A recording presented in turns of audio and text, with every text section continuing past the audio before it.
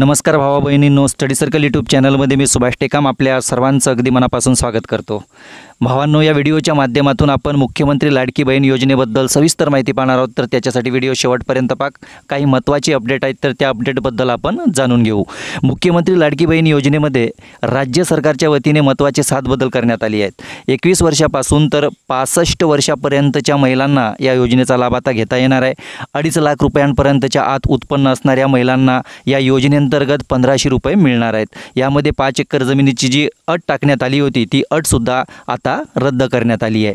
1 जुलैपासून ही योजना लागू झाली असून योजनेत अर्ज करण्यासाठी 60 दिवसांचा कालावधी देण्यात आला आहे। या 60 दिवसांच्या कालावधीमध्ये ज्या महिला अर्ज करतील त्या महिलांनी 1 जुलैला अर्ज केला आहे असे समजून दोन्ही महिन्याचे पेमेंट मिळणार आहे।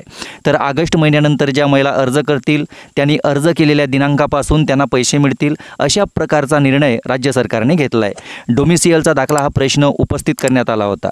तर या संदर्भात 15 वर्षापेक्षा जास्त कालावधीचे रेशन कार्ड किंवा निवडणुकीत मतदान यादीमध्ये त्यांचे नाव असेल तर ते देखील आता चालणार आहे। ज्यांच्याकडे केशरी आणि पिवळे रेशन कार्ड आहे त्यांच्यासाठी उत्पन्नाचा दाखला देण्याची अट काढून टाकण्यात आली आहे।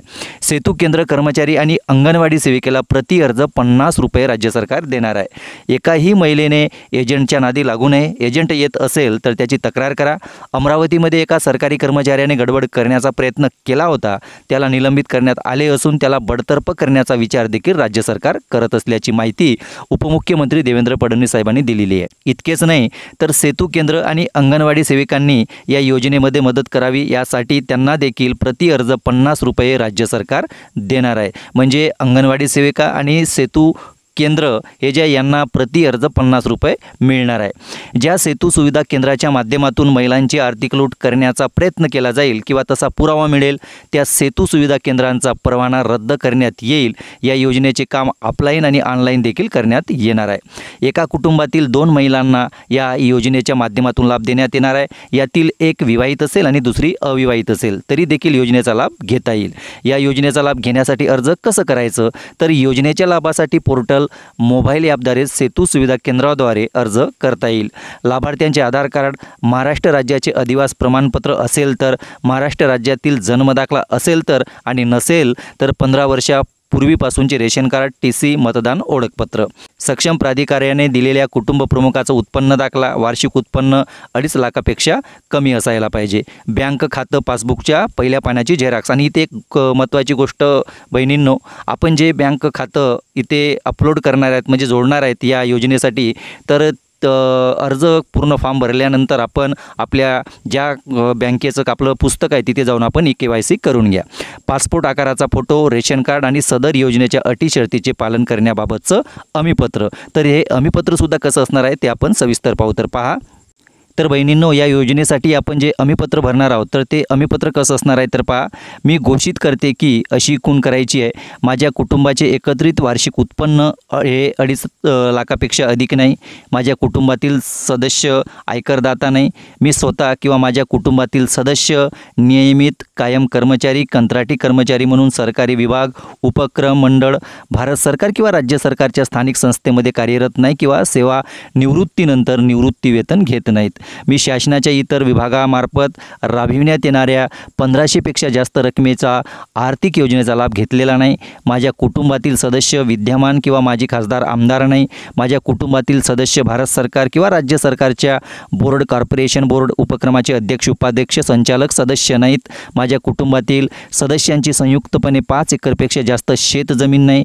माझ्याकडे किंवा माझ्या कुटुंबातील सदस्यांच्या नावावर 4 चाकी वाहने, ट्रॅक्टर वगळून नोंदणीकृत नाहीत।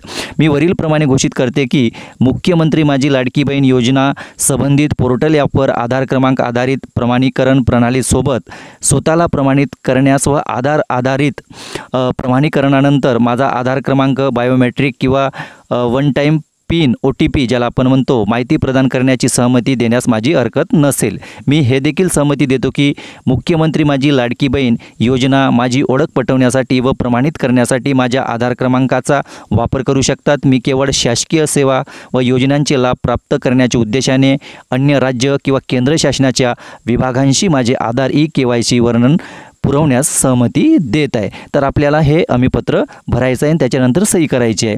तर उक्त प्रपत्र केवळ ऑनलाईन अर्ज दाखल करण्याच्या हेतूने माहिती एकत्रित करण्याकरिता आहे.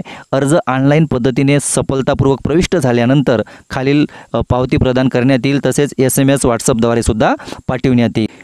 अर्ज दाखल झाल्यानंतर सदर पावती पाडून देण्यात येते. तर मुख्यमंत्री माझी लाडकी बहीण योजना, तर अर्जाची पावती कशी असणार आहे, तर मुख्यमंत्री माझी लाडकी बहीण योजनेअंतर्गत आपला ऑफलाईन अर्ज यशस्वीपणे दाखल करण्यात आला आहे. सदर अर्जाचा नोंदणी क्रमांक इथे टाकण्यात येते आणि मग त्याच्यानंतर अर्ज स्वीकारणाऱ्यांची स्वाक्षरी असते. तर ही पावती आपल्याकडे देण्यात येत असते. तर भावा बहिणींनो, व्हिडिओ कसा वाटला नक्कीच कॉमेंट करून सांगा आणि जास्तीत जास्त आपल्या बहिणींपर्यंत व्हिडिओला शेअर करा, जेणेकरून त्यांची फसवणूक होणार नाही. आणि अजूनही आपल्या मनात काही शंका असेल तर आपण कॉमेंटमध्ये विचारू शकता आणि टेलिग्रामला जॉईन व्हा. टेलिग्रामची लिंक आपण खाली डिस्क्रिप्शनमध्ये दिलेली आहे. तर माहिती कशी वाटली नक्कीच कॉमेंट करून सांगा. पुन्हा भेटू पुढल्या व्हिडिओमध्ये एखाद्या नवीन विषयासोबत. तोपर्यंत जय महाराष्ट्र. धन्यवाद.